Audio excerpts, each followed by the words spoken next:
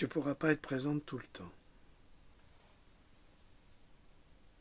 Non, j'en suis bien désolée. Il faut bien que le repas se fasse. Je sais.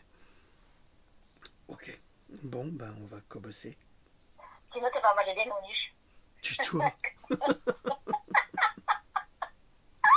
C'est quoi ça? Chut, tais-toi. Déjà? Allez, c'est parti.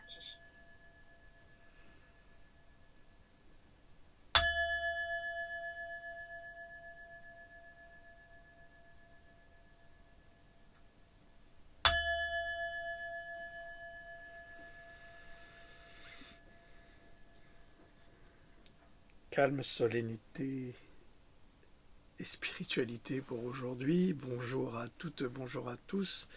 Nous sommes le 3 novembre 2019. Comme je vous avais posé la question la dernière fois concernant la deuxième partie de cet ouvrage de Steiner, vous avez été très positif et très enjoué à l'idée d'avoir cette seconde lecture, en pleine tempête d'ailleurs. Alors je vous préviens que ça sera peut-être un peu plus compliqué que le premier chapitre, que vous allez apprendre beaucoup de choses de différents. Et quand je dis différents, c'est autre. Et surtout, il faut oublier tout ce que vous avez appris, tout ce que vous savez ou tout ce que vous croyez savoir pour pouvoir rentrer dans ce texte. Ça ne va pas être évident. Alors, je vous préviens, si vous êtes capable de faire le vide autour de vous, dans votre esprit, dans vos connaissances, pour rejoindre des connaissances très anciennes, très lointaines, qui sont en vous, en nous, en chacun de nous, qui sont inscrites dans notre ADN, même si ce n'est pas reconnu encore aujourd'hui, mais ces connaissances sont là. Et le fait de les dire va créer une vibration qui va peut-être faire un écho en chacun de vous. Lolo, tu as un petit commentaire? Donc, on va faire le vide. Bonjour tout le monde. Et puis, bonjour Farah, bonjour Monique, bonjour toutes ces personnes qui me laissent très souvent des messages. Et puis, tu vas me couper le sifflet. Avec plaisir. Oui, tu vas voir. Non, parce que je vais faire du bruit. D'accord. Donc, ce serait dommage. Ce sera dommage. Ce serait vraiment dommage. Ok. Oui. D'accord. Donc, tu me le coupes. Et oui. Puis, je pense pas que je serai là à la fin de la vidéo. Oui, je sais, parce que tu vas t'occuper du repas, je sais. Oui. Voilà. Comme je suis en retard. Donc, voilà. Voilà, bah écoutez, on va commencer. Un gros bisou à notre louloute nationale. Et puis, et puis bon, on la verra la prochaine fois. Enfin, on la verra. On l'entendra la prochaine fois. Voilà. Alors, on va commencer. Alors, chapitre 2 de cet ouvrage remarquable de Rudolf Steiner, qui est Mythes et mystères égyptiens, leur rapport avec les forces spirituelles de notre époque. Eh bien, le chapitre 2, c'est le reflet des événements spirituels dans les conceptions religieuses des hommes. Alors, dans son texte, comme ce sont des conférences, il écrivait « Nous avons essayé hier, nous dirons la semaine dernière, de nous représenter certaines correspondances entre la vie et surtout la vie spirituelle des différentes périodes post-atlantéennes. Nous avons vu que la première de ces périodes se répétera dans la dernière, la 7e, la civilisation perse. La seconde se répétera dans la 6e, et que la période qui nous occupe aujourd'hui, la civilisation égyptienne, se répète dans notre vie et dans nos destinées, dont est faite la 5e période. Quant à la civilisation gréco-latine, la 4e, elle occupe une situation exceptionnelle et ne se reproduit pas. Oui. Désolée. Ah bon, d'accord, je continue alors.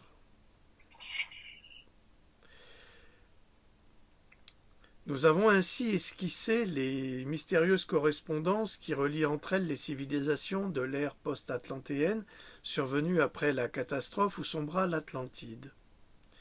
Cette ère post-atlantéenne elle-même prendra fin à son tour par des catastrophes aux résultats semblables à ceux qui terminèrent l'ère atlantéenne. Ce sera la lutte de tous contre tous. Je sais, ça paraît très obscur actuellement, mais vous verrez que ça va s'ouvrir. C'est complexe, mais on ne peut pas résumer l'histoire de la civilisation humaine en 3 mots, surtout qu'elle est très ancienne et elle va jusqu'à la création même de l'homme. Donc ça ne peut être que complexe. Nous avons effleuré certains exemples de renversements d'époque, les unes dans les autres, qui, si nous les étudions de plus près, éclaireront profondément la vie de notre âme. Nous allons voir aujourd'hui, en guise de préparation, quelques exemples de ces répétitions. Nous allons élargir notre regard très loin dans l'évolution de la Terre, jusqu'à de lointains horizons qui, pourtant, nous touchent de très près. Un avertissement encore. Lorsqu'en occultisme, on parle de répétition de ce genre et qu'on veut se rendre compte comment la première période de civilisation se répète dans la 7e, la 3e, dans la 5e, etc. Si l'on a tant soit peu l'esprit mathématique, on aime s'en faire un schéma. Il faut faire très attention. L'important n'est pas le schéma, c'est le regard spirituel. S'il fait défaut, on s'engage dans une mauvaise voie. Un esprit logique peut comprendre ce qui se passe dans le monde spirituel, mais il ne peut pas l'inventer. On ne peut en acquérir la connaissance que par l'expérience intime. Alors ceci, je vous avais cité cette citation la dernière fois pour vous expliquer l'appréhension dans les deux sens que l'on doit avoir par rapport à une perception spirituelle. Et son opposé, c'est sa logique, on va dire une logique cartésienne, qui n'a pas sa place dans la perception spirituelle. Pourquoi ? Parce que le cartésianisme, donc, qui nous vient de ce grand philosophe français qui était Descartes, se base sur la logique de son observation. Or, c'est l'observation physique. Nous essayons de comprendre une observation qui est par essence complètement abstraite, puisque c'est une observation qui est purement spirituelle et qui va au-delà de cette logique. Si l'on se concentre sur la logique, on croira à l'évolution darwinienne, par exemple. On croira à une quantité de sciences qu'on nous impose comme vraies et qui ne sont peut-être pas vraies. La preuve en est que l'on ne peut pas encore voyager, nous les humains, à travers l'espace, dans les confins de l'espace intersidéral. Peut-être parce que justement notre logique n'est pas la logique de l'univers. On ne peut pas s'envisager, nous les humains, comme des êtres ethnocentriques, c'est-à-dire des êtres qui sont purement le centre de l'univers et qui décident et qui comprennent tout.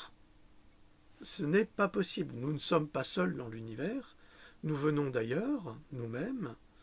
Donc il faut d'abord essayer de comprendre d'où nous venons, qui nous sommes, pour savoir où nous irons.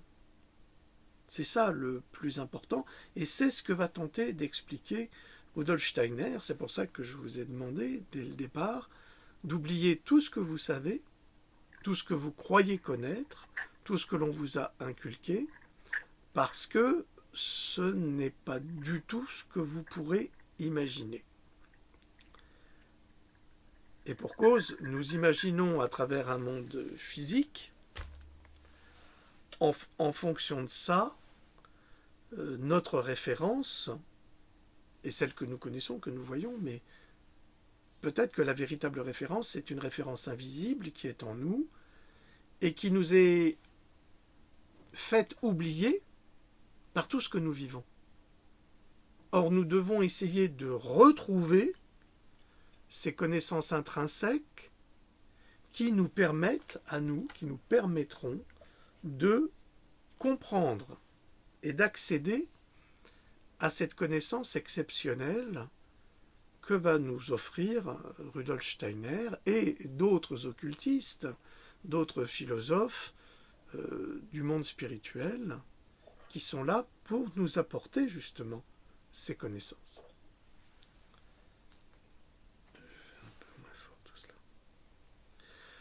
Voilà, je reprends donc. Pour mieux comprendre les périodes de civilisation, jetons un coup d'œil sur l'évolution de la Terre en général, telle qu'elle se révèle au voyant qui dirige son regard spirituel vers les événements d'un très lointain passé. Lorsque nous remontons le cours de cette évolution, nous nous apercevons que la Terre n'a pas toujours eu l'aspect qu'elle a actuellement. Elle n'avait pas jadis de sol minéral dur. Les pierres n'étaient pas comme aujourd'hui. Elles ne portaient pas non plus des plantes et des animaux comme ceux d'aujourd'hui. Et les hommes n'habitaient pas un corps de chair. Ah, excusez-moi. Oui. C'est Louloute, elle dit qu'elle n'entend plus rien. Est-ce que tu entends maintenant? Parce que tu fais du bruit avec tes casseroles. Oui. Donc, excusez-moi. Les pierres n'étaient pas comme aujourd'hui. Elles ne portaient pas non plus de plantes et des animaux comme ceux d'aujourd'hui.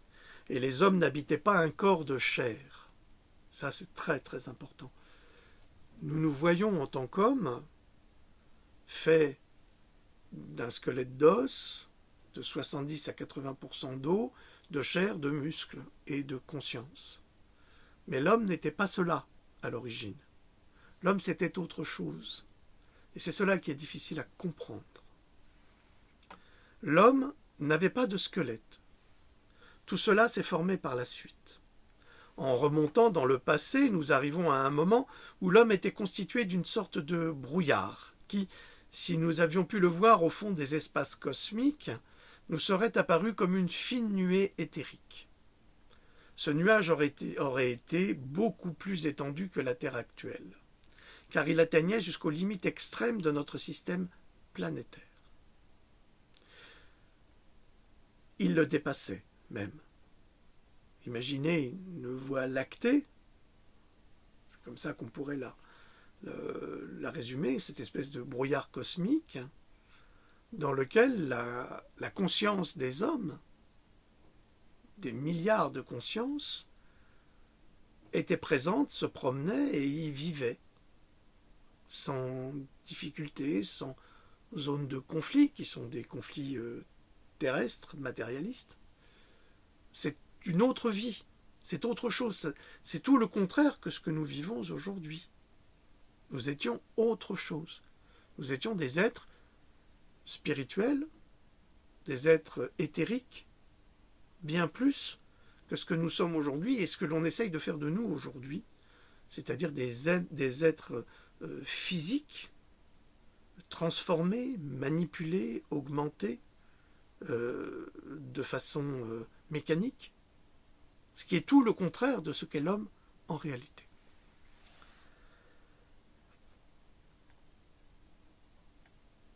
Si nous avions pu l'étudier de près, il nous serait apparu comme constitué par de petits points de nature éthérique, cet homme. Lorsque nous voyons de loin un essaim de moucherons, nous croyons voir un nuage. En nous approchant, nous distinguons chaque insecte.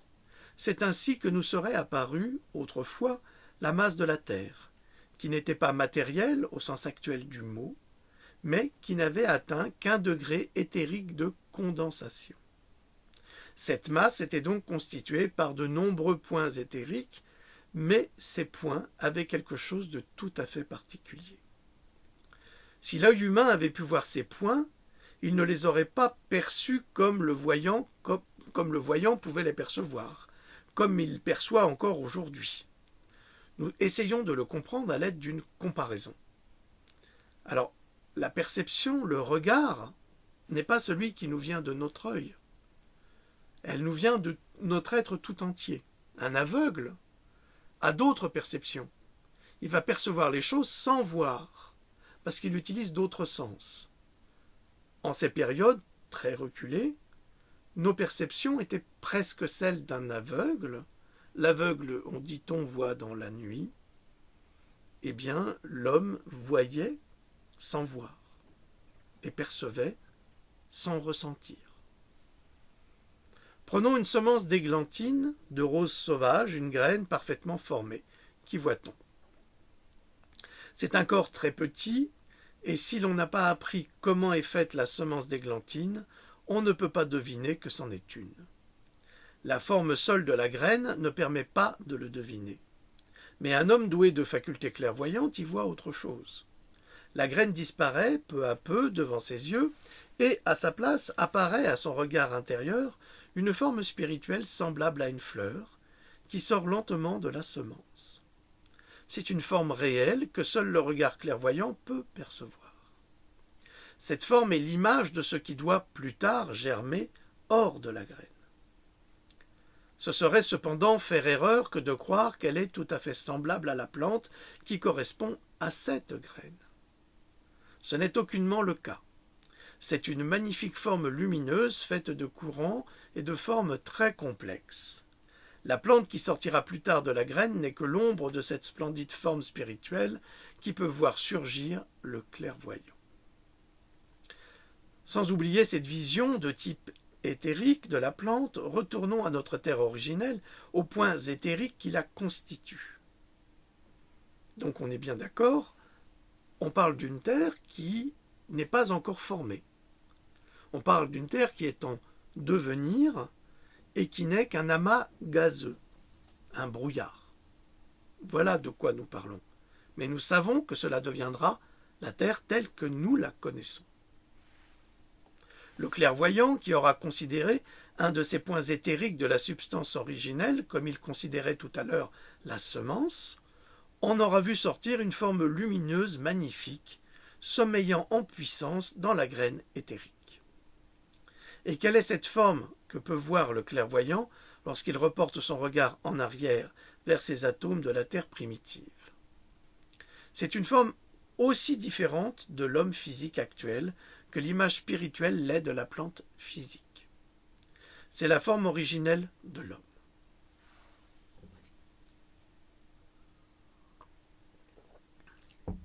En ce temps, la forme humaine sommeillait dans la graine éthérique et il a fallu toute l'évolution pour qu'apparaisse l'homme sous sa forme présente. Il a fallu bien des choses, de même qu'il faut bien des choses pour que germe la semence. Il faut qu'elle soit enfouie dans la terre et que le soleil lui envoie sa chaleur.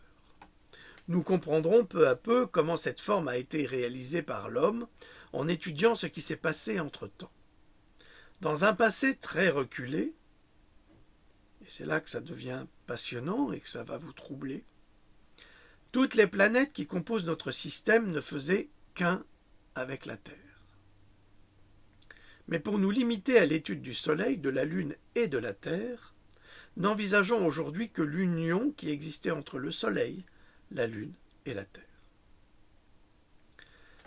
Si nous mélangions ces trois corps en une seule mixture, et qu'en pensée nous en fassions un corps céleste, nous obtiendrons ce qu'était la Terre à son origine, Soleil plus Terre plus Lune. D'ailleurs, si vous regardez de vieilles gravures occultistes du Moyen-Âge, vous verrez qu'il y avait deux lunes, donc deux astres au-dessus de la Terre, et que la Lune, en fait, serait un morceau de cette Terre qui s'en serait détaché. Naturellement, l'homme était à cette époque un être purement spirituel. Il ne pouvait pas en être autrement, puisque à la Terre était réunie l'essence du Soleil.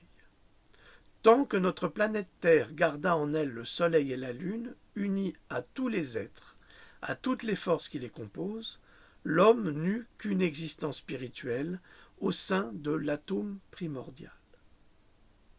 Cela ne changea qu'au moment où se produisit dans notre évolution un fait très important.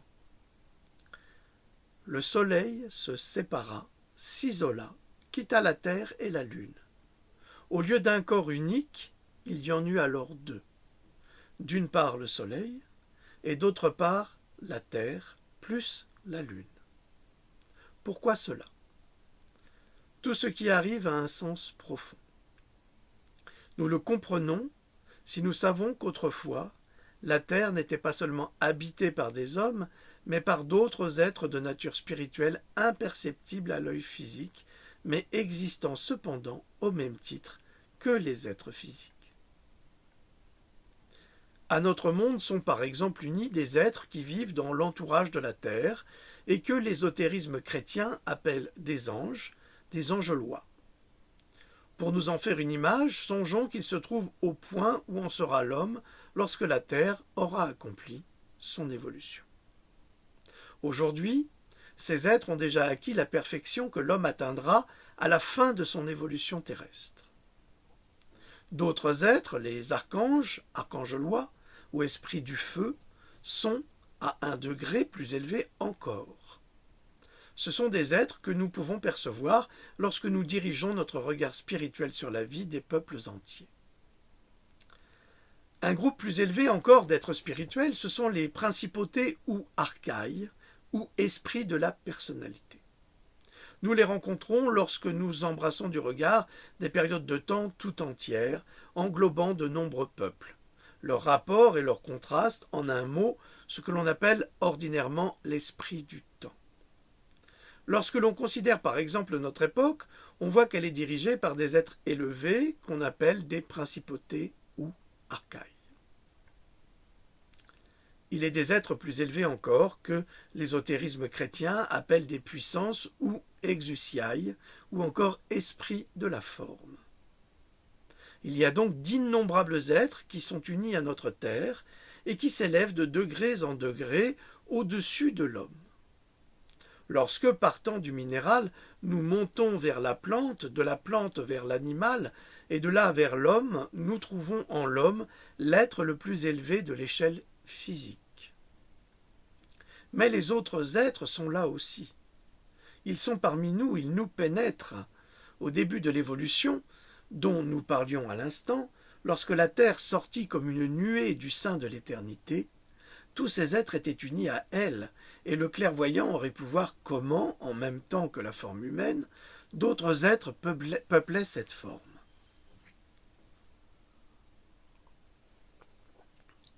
Ce sont ceux dont nous avons parlé plus haut, et d'autres plus élevés encore. Les puissances, les dominations, les trônes, les chérubins, et ensuite les séraphins.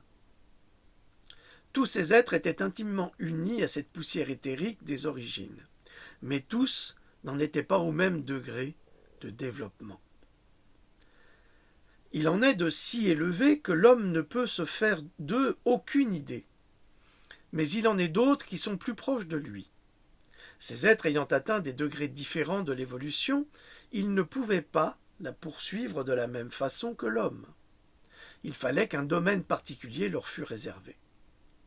Il y en avait parmi eux qui auraient souffert un grand dommage s'ils étaient restés en contact avec les êtres inférieurs. C'est pourquoi ils s'en séparèrent. Ça, c'est une notion que nous retrouvons dans la vie de tous les jours. Les séparations d'avec les êtres qui nous sont chers ou qui sont de notre famille ou que nous avons aimés ou que nous aimons, eh bien, il y a nécessité de se séparer de ces êtres lorsque nous ne sommes plus sur le même champ vibratoire, lorsque les conflits se produisent, lorsque des colères, des disputes, des haines, des combats se produisent parce que cette résonance universelle sépare les êtres.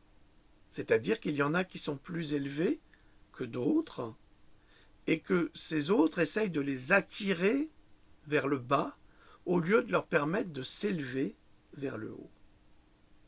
C'est cela, le véritable problème qu'il y a entre les relations humaines, et c'est pour cela qu'il ne faut pas hésiter à s'élever, car nous sommes appelés à nous élever, plutôt qu'à rester prisonniers par des êtres spirituellement inférieurs qui tirent vers le bas et qui empêchent justement l'élévation des uns ou des autres.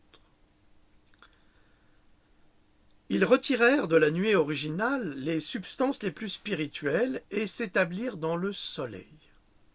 Donc les êtres les plus élevés ont tiré vers eux les êtres spirituels les plus élevés pour les amener dans le soleil. Alors, évidemment, il faut oublier les notions physiques. Ah, mais personne ne peut vivre dans le soleil, c'est impossible, la température est tellement élevée. Oui, c'est la vérité. La température est tellement élevée pour un être physique, pour un être matériel, mais pas pour un être spirituel. Ils en firent leur paradis et y réglèrent, comme il fallait, le rythme de leur évolution.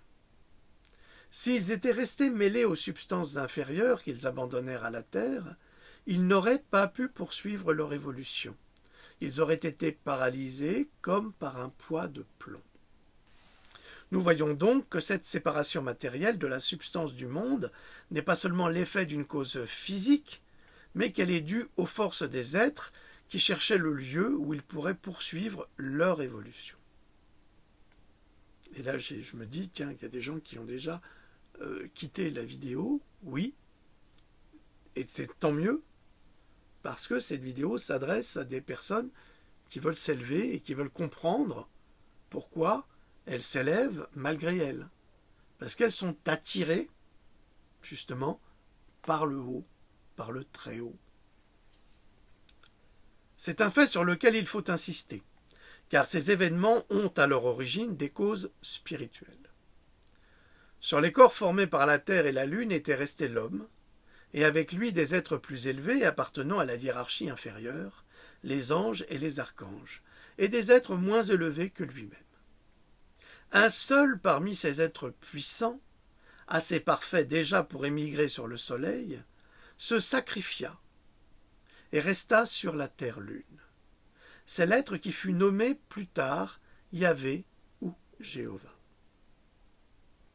Donc, vous comprenez qu'à ce niveau-là, il y a des dieux, des êtres extrêmement supérieurs, et que parmi ces êtres supérieurs, un décida de rester sur Terre pour être le guide de ces êtres humains, et celui-ci fut nommé Yahvé ou Jéhovah. Souvenez-vous comment il est apparu à Moïse. Il est apparu à Moïse sous la forme d'un buisson ardent, pas comme un être humain. Nous sommes une conséquence de cette évolution. Mais ceux qui nous ont fait, ou ceux qui sont à l'origine de nous, n'ont pas la représentation que nous pouvons imaginer ou même envisager. Il quitta donc le Soleil et dirigea la vie sur la planète formée par la Terre et la Lune. Deux groupes sont donc en présence.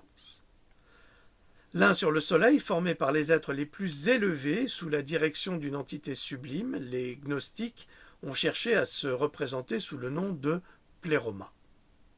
Ces êtres sont en quelque sorte les régents du Soleil. Yahvé dirige la planète Terre plus la Lune. Insistons bien sur ce point, ce sont les êtres les plus nobles, les plus élevés, qui sont partis avec le Soleil et qui ont laissé derrière eux la Terre et la Lune.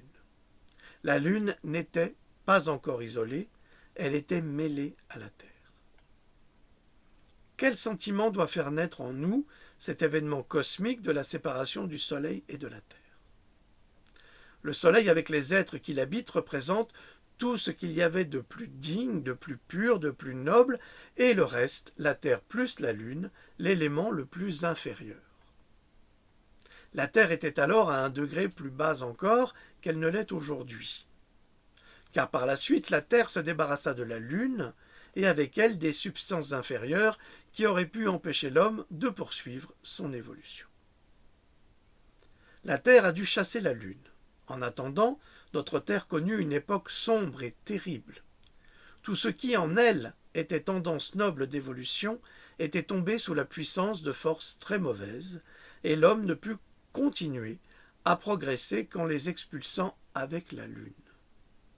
Le principe de la lumière, de la grandeur, le principe du Soleil s'oppose au principe de l'ombre de la Lune. Si l'on avait observé le Soleil d'un regard clairvoyant, au moment où il s'isola de la Terre, on aurait vu les êtres qui voulaient s'y fixer, mais on aurait en même temps perçu autre chose. Ce Soleil qui venait de s'isoler ne serait pas seulement apparu comme un ensemble d'êtres spirituels, comme quelque chose d'éthérique, car l'éthérique était le vêtement des substances inférieures, il serait apparu comme une substance astrale, comme une immense aura de lumière. La Terre étant abandonnée par cette aura lumineuse, s'épaissit, se condensa brusquement, sans atteindre encore la dureté du minéral. À ce temps, un principe bon et un principe mauvais, un principe de lumière et un principe de l'ombre étaient opposés l'un à l'autre. Voyons maintenant l'aspect de la Terre avant qu'elle n'ait expulsé la Lune. Ce serait sans faire une représentation tout à fait fausse que de la voir comme notre Terre actuelle. Le noyau de la Terre était à cette époque une masse ignée en ébullition. Ce noyau de feu était entouré des forces de l'eau, non de l'eau actuelle, car celle-ci contenait aussi les métaux sous forme liquide. L'homme était aussi présent sous une toute autre forme. À cette époque, il n'y avait pas d'air sur la Terre. Les êtres qui s'y trouvaient n'en avaient pas besoin. Leur système respiratoire était constitué tout autrement. L'homme était à ce stade une sorte de poisson amphibie, fait d'une matière toute molle et liquide. Il aspirait en lui non pas l'air, mais ce qui se trouvait contenu dans l'eau, tel était l'aspect de la Terre à ce moment. Dans l'échelle de l'évolution, elle est à un degré bien inférieur à celui d'aujourd'hui. Il y avait à cela une nécessité. L'homme n'aurait jamais pu trouver le rythme conforme à son évolution, ni les moyens nécessaires pour le réaliser, si le Soleil et la Lune ne s'étaient pas séparés de la Terre. Le Soleil restant uni à la Terre, tout fut allé beaucoup trop vite, et sous l'influence des forces qui résident maintenant sur la Lune, beaucoup trop lentement. Lorsque, par de gigantesques bouleversements, la Lune se retira de la Terre, il se produisit peu à peu ce qu'on pourrait appeler la séparation de l'air et de l'eau. L'air de cette époque n'était aucunement le même que le nôtre, il contenait encore toutes sortes de vapeurs. L'être qui se formait ainsi progressivement était le germe de l'homme actuel, comme nous l'étudierons plus après. L'homme a donc déjà traversé 3 stades différents. Au début, il vivait au sein d'un corps céleste composé de la Terre, de la Lune et du Soleil, parmi toutes les autres entités spirituelles. Et le regard clairvoyant l'aurait vu sous l'aspect que nous venons de décrire. Ensuite, nous le voyons vivre dans de bien mauvaises conditions, sur un monde composé de la Terre et de la Lune. Si les choses en étaient restées là, l'homme serait devenu un être mauvais, horrible, sauvage. En effet, le Soleil s'étant retiré, brillait au dehors dans la gloire de ses rayons, telle une immense aura. D'autre part, la Terre restait unie à la Lune, et par elle à toutes les forces perfides qui étouffaient en l'homme les plus nobles éléments. C'est ainsi que naît un double principe. Par la suite, nous voyons apparaître un triple principe, car le Soleil reste ce qu'il est, mais la Terre se sépare de la Lune, et l'homme reste sur la Terre. Quand l'homme se reporte vers cette 3e phase de l'évolution, il y retrouve un triple groupe de forces. Et il se demande d'où viennent ces forces. Dans la première phase, l'homme était encore uni aux puissances sublimes du soleil. Les forces qui s'étaient développées pendant la seconde phase s'éloignèrent avec la lune. Ce fut pour l'homme une délivrance, mais il avait gardé le souvenir de la première période, alors qu'il était encore uni aux êtres du soleil. Il avait appris la nostalgie et se sentait comme un fils chassé hors du foyer. Les forces qui s'étaient éloignées de la terre avec le soleil et la lune avaient fait de lui un fils du soleil et de la lune. Ainsi notre monde passe du principe unique au principe double, puis au principe triple. Soleil, terre, lune, qui était à l'origine, puis après soleil, terre plus lune, et puis après soleil, terre et lune. Voilà le principe triple. On désigne sous le nom d'époque lémurienne le temps où la lune se sépara de la terre, où l'homme reçut enfin la possibilité de se développer. Après les immenses catastrophes dues au feu qui terminèrent la période lémurienne, notre terre prit peu à peu forme, se développa dans les conditions qui constituèrent l'ancienne Atlantide. Les premiers continents émergèrent des masses liquides. Ceci se passait longtemps après le départ de la Lune. Mais ce n'est que grâce à ce départ que la Terre put poursuivre son évolution. À l'époque de l'Atlantide, l'homme était fait tout autrement qu'aujourd'hui. Il était toutefois assez développé pour pouvoir, sous forme d'une masse molle, planer, nager, pour ainsi dire, et animer son enveloppe d'air. Le système osseux ne se développa que lentement. Ce n'est que vers le milieu de l'Atlantide que l'homme atteignit peu à peu une forme semblable à la nôtre. Quant à la conscience que nous possédons aujourd'hui, elle ne s'est formée que beaucoup plus tard. Et si nous voulons comprendre les hommes d'autrefois, il ne faut pas perdre de vue qu'ils étaient doués d'une conscience clairvoyante. Elle est d'autant plus facile à comprendre que nous la comparons avec la conscience actuelle. Aujourd'hui, l'homme perçoit physiquement le monde par l'activité de ses sens. Il reçoit constamment des impressions visuelles, auditives, etc. Lorsqu'il s'endort, la nuit, le monde sensible sombre pour lui dans une mer d'inconscience. Pour l'occultisme, cela n'est d'ailleurs pas de l'inconscience, mais un degré inférieur de conscience. Aujourd'hui, l'homme a comme une double sorte de conscience. La forme du jour et la conscience de sommeil ou de rêve. Il n'en était pas ainsi dans les premiers temps de la période atlantéenne. Étudions comment se faisait à cette époque le passage de la veille au sommeil.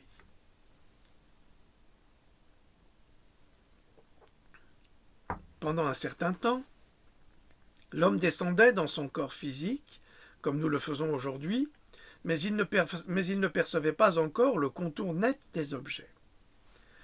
Imaginons que nous marchions dans un épais brouillard d'hiver, que nous voyions le soir les réverbères entourés d'un halo de lumière, et nous aurons une image approximative de la façon dont l'Atlante voyait les objets. Pour lui, tout baignait encore dans le brouillard. Tel était l'aspect que prenaient les choses pendant le jour. La nuit les transformait, mais non comme aujourd'hui.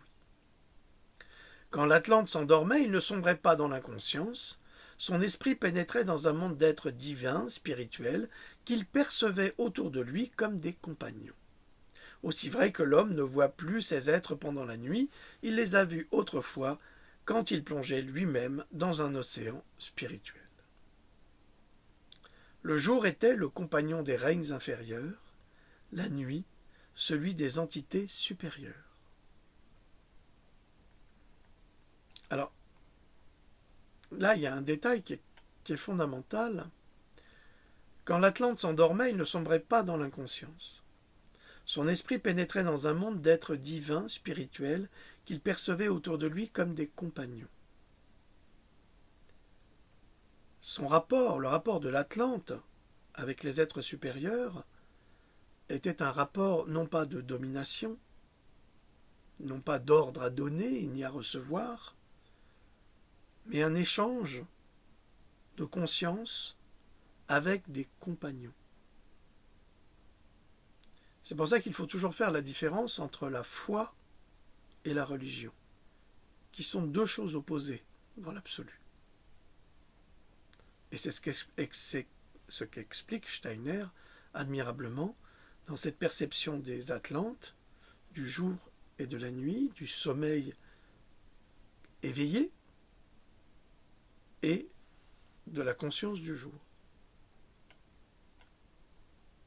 Le jour était le compagnon des règnes inférieurs, la nuit celui des entités supérieures. Donc ça montre le rapport constant qu'entretient l'homme avec les entités supérieures dans un autre degré de conscience. C'est ce qu'il a dit tout à l'heure avec les occultistes. Donc le sommeil est un autre degré de conscience. Et d'ailleurs, les scientifiques ont prouvé dernièrement que le sommeil, le rêve, pouvait nous permettre de pénétrer dans d'autres dimensions. La preuve est là. Elle a été écrite dans les années 1920 par Rudolf Steiner. À ce temps, l'homme avait la conscience du spirituel, mais une conscience ennuagée.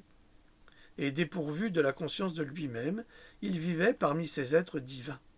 Passons en revue les 4 phases de l'évolution de notre Terre. Dans la première, le Soleil et la Lune étaient encore unis à la Terre. Évoquons en nous-mêmes cette première période. Les êtres qui habitaient la Terre étaient des êtres purs. L'homme n'était encore qu'un germe éthérique, visible seulement pour le regard spirituel. Vient ensuite la seconde phase. Le Soleil est maintenant isolé, nous le voyons sous la forme d'une aura, et la Lune plus la Terre forment le monde du mal. Nous en arrivons ensuite à la troisième phase. La Lune se sépare à son tour de la Terre. La Terre est soumise désormais à l'influence de ce triple groupe de forces. Quatrième phase, l'homme appartient déjà au monde physique, qui lui apparaît dans un brouillard. Pendant son sommeil, il est le compagnon d'entités divines. C'est la période qui se termine par d'immenses catastrophes liquides, l'époque de l'Atlantide. Faisons un pas de plus. Voici les premières civilisations de l'époque post-atlantéenne. La civilisation hindoue, la civilisation perse, celle de l'Égypte, de la Chaldée et de Babylone, celle de la Grèce et de Rome, et enfin la nôtre, 5e culture. L'homme change. Il est dépouillé de quelque chose qu'il avait possédé sur l'Atlantide. Essayons de nous représenter l'Atlante quand il dormait. Il était alors le compagnon de l'esprit des dieux. Il percevait réellement un monde spirituel, et c'est cela qu'il perdit après la catastrophe atlantéenne. Sa vision nocturne s'assombrit. En revanche, le jour s'éclaira pour lui, et son moi se développa. Ce fut pour l'homme une conquête, mais qu'il paya de la disparition des dieux. Il n'était plus que des souvenirs, et tout ce que l'âme avait connu pendant le début de la période post-atlantéenne n'était plus qu'un souvenir de la vie vécue autrefois parmi les êtres divins. Là encore, un point très important qui nous indique que l'ego de l'homme a chassé les dieux, en disant que ça n'existe pas, c'est n'importe quoi, ce sont des fables. Et en même temps, en chassant ces dieux, par cet ego, par cette volonté de croire qu'il était supérieur, il a coupé sa relation avec les êtres supérieurs, avec les êtres divins. Et on le voit aujourd'hui avec cette franc-maçonnerie qui essaye de remplacer une religion par une autre, avec tous les extrémismes religieux, qu'ils soient musulmans, l'islam, ou qu'ils soient chrétiens, ou qu'ils soient juifs, ou même hindous, comme on le voit partout aujourd'hui, où la destruction, la haine, le meurtre, le viol, l'horreur se développent. Et c'est à partir du moment où l'ego a décidé de chasser les entités divines de l'esprit de l'homme, alors que l'homme lui-même est porté vers ces entités divines, naturellement.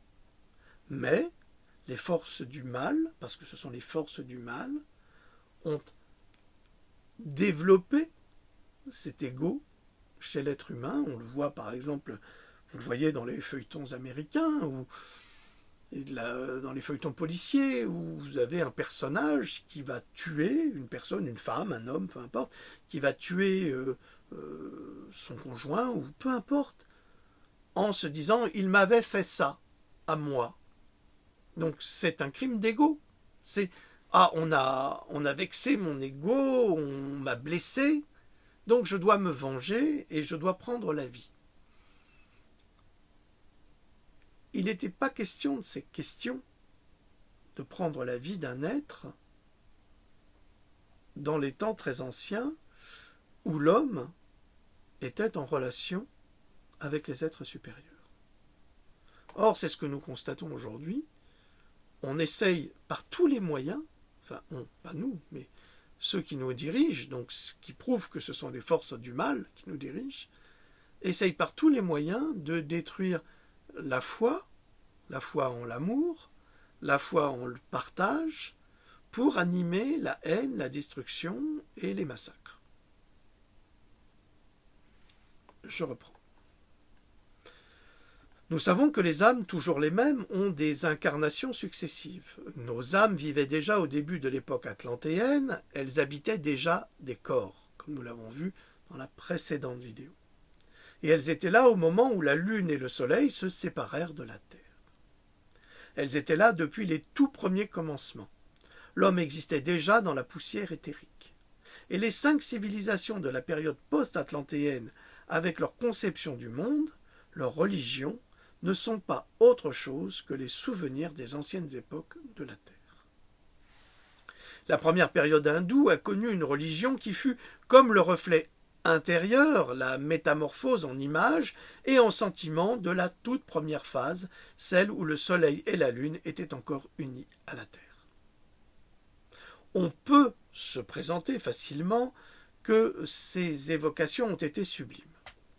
La conscience hindoue conçut l'esprit qui, dans la première phase de la vie terrestre, dans le brouillard original, était uni à tous les anges, les archanges, à tous les esprits, aux dieux et aux entités. Elle conçut cet esprit sous la forme d'une haute individualité qu'elle appela Brahm ou Brahma. En esprit, la première civilisation post-atlantéenne reproduisait ce qui avait été autrefois. Ce qui explique toute cette grande spiritualité que nous trouvons en Inde encore aujourd'hui. Elle n'est pas autre chose que la répétition de la première période terrestre vécue intérieurement. Le centre de la conception religieuse des anciens Perses, c'est le principe de la lumière et de l'ombre. Les grands initiés voyaient 2 entités, l'une personnifiée par le soleil, l'autre par la lune. Ils les opposaient l'une à l'autre. Ahura Mazdao, l'aura de lumière. Hormuzd, le dieu le plus haut adoré par les Perses. Ahriman est l'esprit mauvais, le représentant de tous les êtres qui habitaient le monde formé par la Terre et la Lune. Je ne saurais trop vous recommander la lecture de cet ouvrage, qui est absolument remarquable. La religion persane est une réminiscence de la seconde phase de la vie terrestre.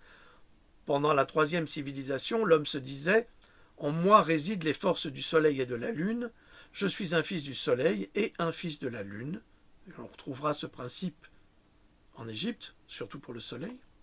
Les forces du soleil et de la lune sont mon père et ma mère. L'unité du monde originel est réapparue dans la religion des hindous. Le dualisme survenu après la séparation du soleil se reflète dans celle des Perses, et nous retrouvons déposé dans la conception religieuse des Égyptiens, des Chaldéens, des Assyriens, des Babyloniens, le triple principe de la 3e phase terrestre, après la séparation du Soleil et de la Lune.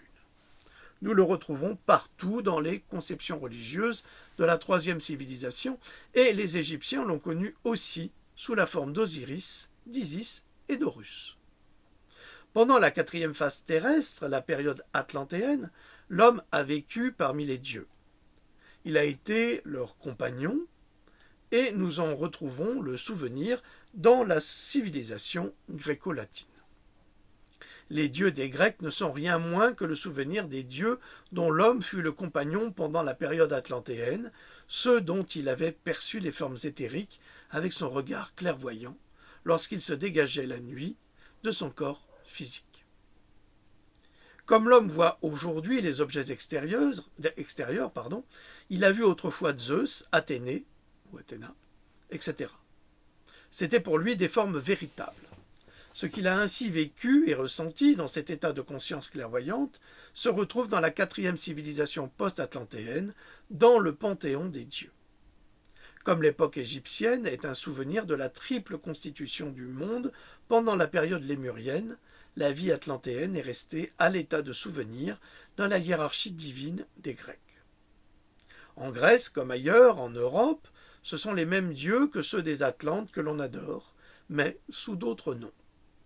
Ces noms ne sont pas inventés, ils désignent les grandes figures divines parmi lesquelles l'homme a vécu pendant la période atlantéenne lorsqu'il quittait son corps physique.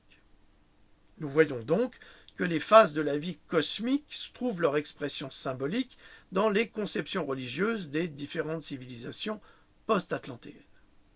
Nous en sommes aujourd'hui à la 5e. De quoi est-elle le souvenir? La 5e époque n'est rattachée par rien au passé de la Terre, et c'est pourquoi l'esprit anti-religieux, la mentalité sans Dieu, a pu s'y faire jour.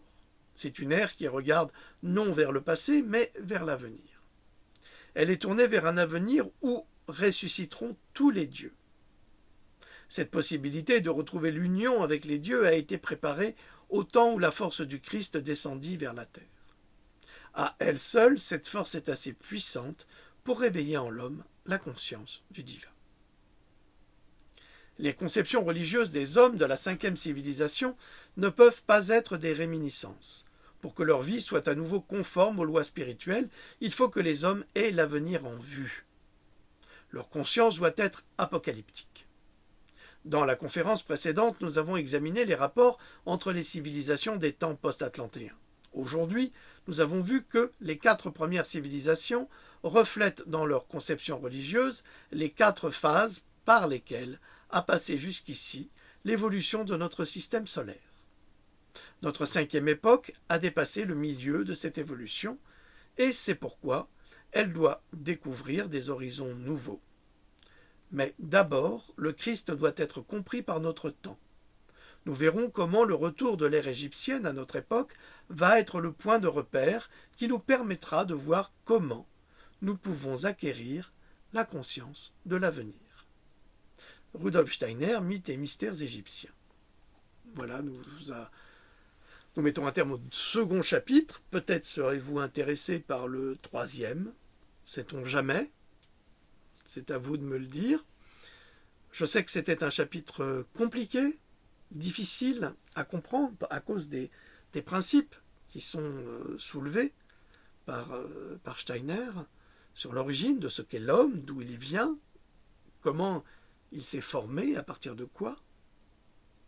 Et c'est bien pour cela que je vous ai demandé d'oublier tout ce que vous savez ou tout ce que vous croyez savoir, puisque nous sommes, avant d'être un corps, nous sommes animés par une âme, un esprit spirituel qui vient de très loin. Et c'est cela le plus important.